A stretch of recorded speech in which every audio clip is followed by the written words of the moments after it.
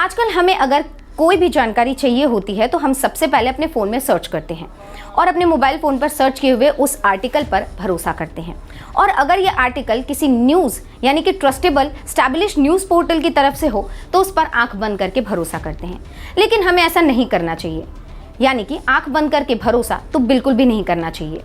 अभी हाल ही में मैंने TV9 भारतवर्ष के ऑनलाइन पोर्टल पर, ऑनलाइन वेबसाइट पर एक आर्टिकल पढ़ी, जिसे पढ़ने के बाद मैं खुद थोड़ी देर तक कंफ्यूज रही।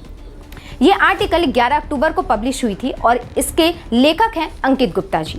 उन्होंने यह आर्टिकल किस बेस पर लिखा है ये तो मुझे नहीं पता, लेकिन मैं आपको आगे बताती हूँ कि ये पूरा मैटर क्या है। इस पूरे आर्टिकल में सिर्फ और सिर्फ फेक इंफॉर्मेशन थी जिसका कोई भी आधार नहीं था। ये आर्टिकल मुगल बादशाह औरंगजेब के ऊपर लिखी गई थी। इस आर्टिकल में सारी जानकारी जो दी गई है वो इतिहास के लिहाज से नहीं बल्कि सिर्फ मनोरंजन के लिहाज से लिखी गई है, ऐसा मुझे लगता है। अब मैं आपको पूरी बात बताऊंगी और आपको ये भी बताऊंगी कि आखिर मैंने इसे मनोरंजन का नाम क्यों दिया है। इस आर्टिकल में जो लिखा गया है पहले आप ही देखिए, उसके बाद मैं आपको बताती हूँ इसकी पूरी सच्चाई।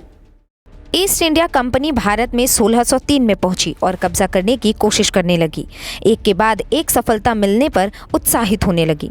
सिराजुद्दौला और टीपू सुल्तान पर जीत हासिल करने के बाद अंग्रेजों के हौसले बुलंद हो गए थे। उनके पर कतरने का काम किया मुगल बादशाह औरंगजेब ने। औरंगजेब ने अंग्रेजों को वो सबक सिखाया कि उनकी पूरी योजना धरी रह गई और दोबारा साम्राज्य पर हमला करने की हिम्मत नहीं जुटा सकी। तो सबसे पहले ये कि जैसा कि इस आर्टिकल में दावा किया गया है कि अंग्रेज 1603 में भारत आए, जबकि 1600 ईस्वी में ही ईस्ट इंडिया कंपनी ब्रिटेन में स्टैब्लिश हुई और वहां की रानी से ये लाइसेंस मिला कि वो भारत के साथ व्यापार कर पाए और 1608 में पहली बार ईस्ट इंडिया कंपनी भारत आ गई। इसके बाद ये लिखा गया है कि 1603 में अंग्रेज भारत आते ही भारत पर कब्जा करने की कोशिश करने लगे, जो कि सरासर गलत है, जबकि अंग्रेज 150 सालों तक सिर्फ और सिर्फ व्यापार करते रहे। फिर लिखते हैं कि सिराजुद्दौला और टीपू सुल्तान को अंग्रेज ने हरा दिया और उसके बाद औरंगजेब ने प्लान बनाकर अंग्रेजों को मजा चखाया और दोनों की हार का बदला लिया। लेकिन इतिहास कुछ और ही कहता है कि जब बंगाल के नवाब सिराजुद्दौला का जन्म 1733 में हुआ और वो नवाब 1756 में बना, वहीं टीपू सुल्तान का जन्म 1750 में हुआ और राजा 1782 में बना, तो बिना जन्मे लोगों के साथ अंग्रेजों की कैसी लड़ाई हुई और अंग्रेजों से वो दोनों 1757 और 1799 में हारे, तब जबकि 1707 में ही औरंगजेब की मृत्यु हो चुकी थी। यानी कि अंग्रेजों ने जब सिराजुद्दौला और टीपू सुल्तान को हराया तब औरंगजेब ऑलरेडी मर चुका था। फिर मरने के बाद औरंगजेब ने अंग्रेजों को मजा कैसे चखाया, या हो सकता है मजा चखाने के लिए वो वापस जिंदा हुआ होगा, इसके बारे में मुझे कोई जानकारी नहीं है। अब सवाल यह है कि आर्टिकल आखिर किस बेस पर लिखा गया है। हालांकि ये देखने के बाद ऐसा लगता है कि ये कोई पहली गलती नहीं होगी, ये पहले भी हुई होगी और मैं दावे के साथ कह सकती हूँ कि ये गलती आगे भी होगी, क्योंकि हम इन लोगों पर आसानी से भरोसा करते हैं, इनके नाम पर भरोसा करते हैं और इसका ही फायदा उठाते हैं कि ये लोग बिना किसी तथ्य के, बिना फैक्ट्स को चेक किए आर्टिकल को पब्लिश कर रहे हैं। इनके यानी कि अंकित गुप्ता के इस आर्टिकल को किसी ने रीचेक भी नहीं किया होगा, क्योंकि अगर ऐसा होता तो ये आर्टिकल कभी पब्लिश ही नहीं होता।